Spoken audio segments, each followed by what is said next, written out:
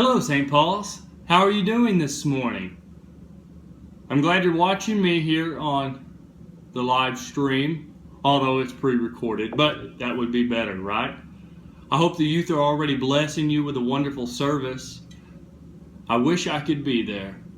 But I want to tell you a little bit about this summer. It's been amazing and God-filled.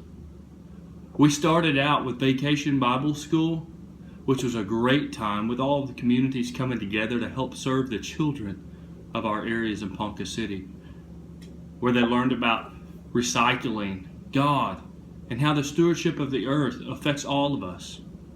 And then we had church camp, which was amazing. Church camp was wilderness theme. And I don't know about you, but myself personally, I gained a lot out of it, and I believe the kids did too. Because haven't we all been in the wilderness before? Whether it was when you were a youth around school with new classes, new teachers, grades, friends, your parents, or getting out of school going into college. Well, we talked about that wilderness time when God is ever present. Those times where we feel God isn't present, but God is there. In the darkest times, in the brightest times. Our students played and enjoyed activities outdoors, making altars to praise God with, worshiping and singing together. And we all joined together every night in a tabernacle and worshiped together, seeing how God is intertwined, bringing that joy back to Ponca City and sharing it with our friends and neighbors. Not just at St.Pauls, but beyond the walls, into the schools, into the middle schools, into the high schools, into the homes and families, to where God truly is at work in our communities, where our youth are going out and helping those who are in the wilderness as well, searching for God, that we can now say we have the answer, and it is God. It is God who brings us peace and leads us into the promised land. We finished up with a mission trip to Denver with the DOOR organization, learning about something called gentrification. Gentrification is where people have moved into Denver, into what was once a poverty-stricken area, and revamped and cleaned the houses, which sounds fantastic, but it has ended up displacing a large number of families to move to the outskirts of the suburbs, and it is now difficult for them to commute when they were using public transportation to hold their jobs.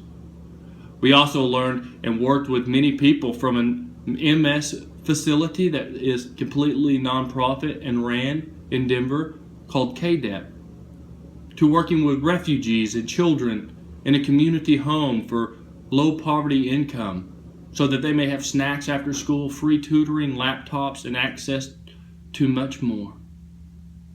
Our students helped in community gardens. So note, our students do know how to garden. So if you're needing help this year or next year, remember that. But it was a great time. We also got to hike and see God's creation. Talk about how we could bring some of these things back to Ponca City, back to St. Paul's. We talked about what our future would look like, what it would look like with you, how we would interact with our community, and how you as St. Paul's would lead this journey.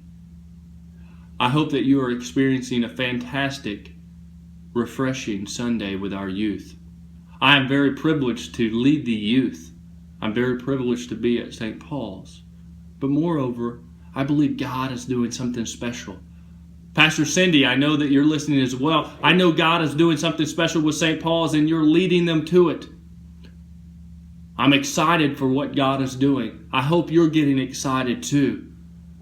Know that excitement doesn't just stay with the youth, but should pour over into your lives as well. May today be the day that we take a stand and say God's kingdom is present, and we will lead those around us to hope out of darkness. Thank you for enjoying my video, and I'm so sorry that I couldn't be here, but I'm glad I was able to be here through digitally. St. Paul's, have a great day. I'll see you soon.